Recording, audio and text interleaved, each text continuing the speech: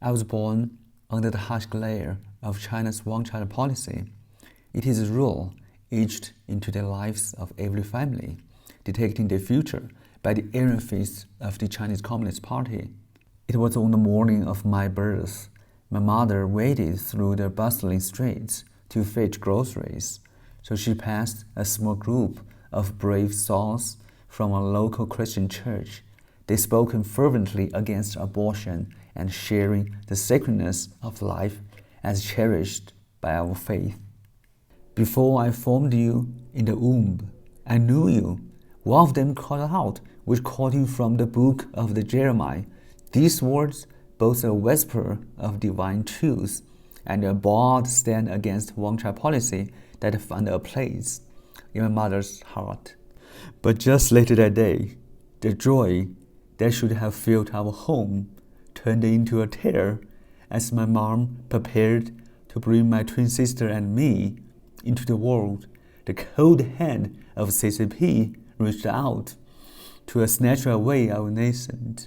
The hospital, a place meant for care and healing, became a snatch to the Chinese Family Planning Office, which was revealing the secret of our family health.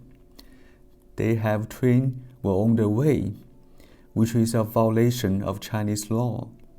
So on our door, the pounding from Chinese police was like the pounding of a judge's grave, harsh and final. My father, quick thinking and desperate, he hired my mom into the only place he thought they wouldn't give a look, which is the filthiest toilet in our home. They were amid the squalor, so my mom clung to the hope and prayed for a miracle. But there wasn't any sanctuary to be found that day. Chinese police, impersonal and unyielding, broke through our defenses like a storm. They dragged my mother out, her dignity and her rights stripped away as easy as her freedom.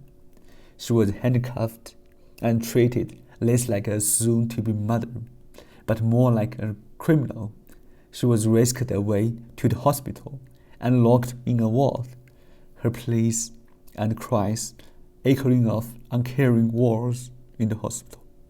So this was the day of my birth, marked not by candles and cakes, but by struggle and strife. It was a day that spoke of one-child policy, where every life and every truth was bent and broken under the watchful eyes of an omnipresent of Chinese regime. In my mom's womb, the shared heartbeat of twin is a symphony of life, a silent testament of connection and unity. My sister and I, we bound by the blood and being paused in rhythm within our safe cocoon. Even before the scene of the light of the world, I could feel her presence, vibrant and full of potential. Her DNA is a beautiful blueprint of what she could be. Her laughter, her smile, her grace. It seemed destined that she would grow to turn heads and stir hearts. But destiny, it turns out, it is a fragile thing. Our birth was overshadowed by the cold calculus of China's policy that deemed us surplus, which is by the one-child policy, a decree as unyielding as stone, dictated by a brutal choice upon my parents. In China, our society often valued sons over daughters. My sister's fate hung in a precarious balance. The date of our birth wasn't just a crossing into life, but a collision with death. And then a member of our local Christian community who dared to defy the decree to smuggle my sister to a safety place to give her a chance to life. He had a kind soul, moved by faith and compassion. He attempted to rescue my sister from the clutches of merciless fate. His plan, however, was as fleeting as a shadow at noon. The agent of China's Family Planning Office if a vision caught him in act. What followed was a brutal display of power. They beat him until his spirit left his bloody body. A martyr crushed under the heel of operation. We never saw him again, and his sacrifice meant for salvation, and in sorrow. And then the CCP agents turned their attention to my sister. The cold efficiency of the actions was chilling. As I emerged into the world, the first thing I encountered wasn't the gentle touch of my mother's love, but the harsh reality of loss of my sister. My sister was forcibly taken from the warmth of our womb and subjected to a cruel fate by the hands of the doctor from China's family planning office. Her life, barely begun, was extinguished. Her innocent blood was spilled carelessly on the hospital floor. Her tiny form discarded in a trash can like a refuse. The images of that day are etched into my memory with the clarity of waking nightmare. The faces of those officials, their hands instruments of destruction, seemed less human but more demonic.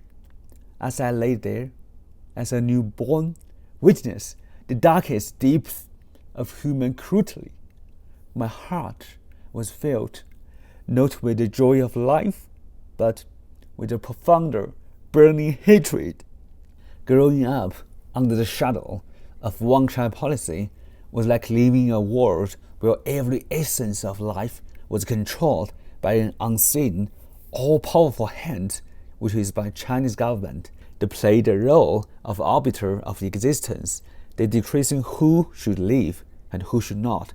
It was a realm where the human rights was overshadowed by the draconian laws, and the sanctity of life was routinely sacrificed on the altar of policy.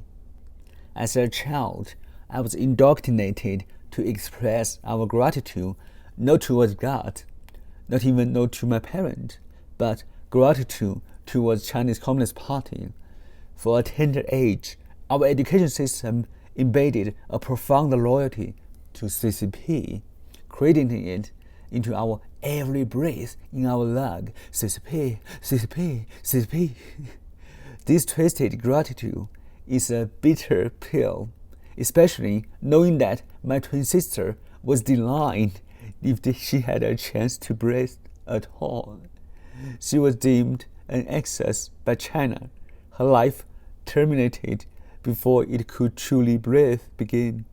The pain of her absence cast a long shadow over my family. My mother, who carried the weight of our double life, was shattered. She was trapped in a relentless cycle of grief and guilt, haunted by nightmares, where she relived the horrors of what was done to our family. She often described the flag of China as dry red with the blood of persecuted innocents. My grandma, a reservoir of wisdom, once told me, "You are carrying your sister's life." Her voice echoed within me, a constant reminder that my sister's spirit lingered. Her voice, a whisper in the wind, and I grew up feeling marked by the inherited sin. That is the price of surviving in regime like China that discarded life so easily.